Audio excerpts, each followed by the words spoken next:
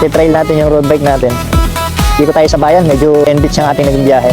Kahit nakalimang ahon tayo kanina sa Biak na Bato, wala, kulang pa rin. Saka nagpa-practice tayo, meron tayong pinagagayakan. Makapayagan tayo ni Mami Bears magpunta sa Dinggalan kasama ating mga kaibigan dito sa Biak na Bato. Sama rin si Tito Rico, Pianap. Siguro, uwian lang din nun. Dali na lang namin si Baby Blue kung sakaling matutuloy. Mas sarap pa rin umuwi. Portable pa rin tayo sa ating tirahan sa tinutulugan. Pero kung payagan tayo mag-overnight, pwede rin naman. Tapos doon tayo sa Kuya Vince Resident sa pwesto ni Kuya Edgar. Dahan lang tayo, maputik. Grabe. Shimoto, nandito na tayo sa Kamias. Dito na dadaan sa loob. Dito na po, ano?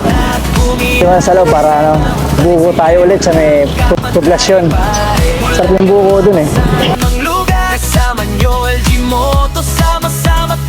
Thank you po, thank you. Friendly na tropa kapag kasama niya siya. Like, follow and share, huwag kalimutan. LG Moto, suportahan natin ang buong samahan. Ganun dumami tao. Kanina tahimik lang. Bawat kilometro ay may kwentong tinatago. Hindi lang bike ang ating dala, kundi lagi nagmamalamig. Pag yung malamig dyan eh. Kulang lang nila mga kailangan meron silang tindang turon. Ganun para sarap lalong uminom. Mapaparami ka ng inom ng buko pagka meron kami ni merienda eh. Kahit saan man tayo makarating. Talaga yung road bike, pacing lang yung takbo. Malayuan talaga. Hindi ka malalastot pagka ganito gamit mo. Sa MTB subok eh. Malakas ka talaga pagka MTB gamit mo. Hop, yeah.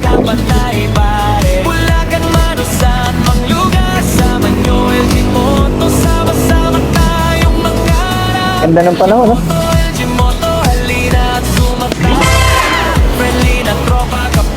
Ito mga Gmoto.